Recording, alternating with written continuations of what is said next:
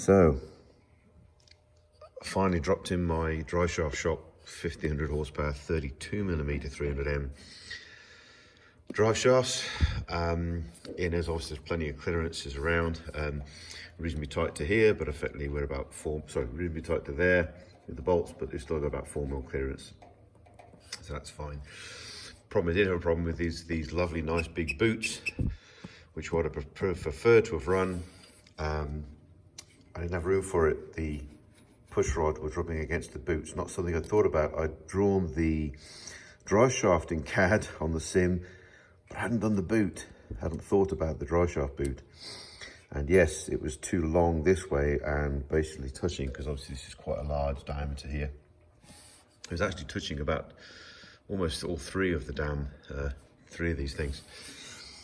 So I had a 108mm Porsche Aero boot. It's a little bit more harder to keep the grease control in the outer ones on here.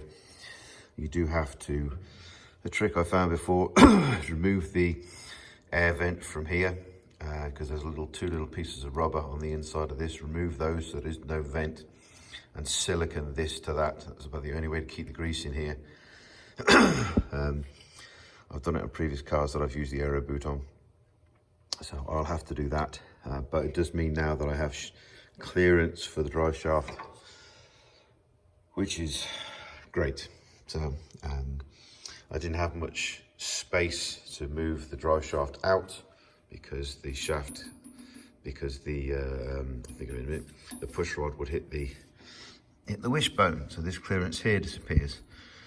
It's about 6 mil at the moment. So yes, it worked well on the CAD sim, but of course the one thing I didn't do on the CAD sim was the rubber boot. So, but now she's in, and now we're good to go. I could have removed these brackets and put the push rod down about 1 inch, made it a lot closer to the wishbone. But I wanted to keep the push rod on here instead of on the wishbone. Yeah, but okay, she's good, it's cool, it misses. So I only have one of these boots, so I'm gonna have to order another one for the other side, but we have at least solved one more minor issue.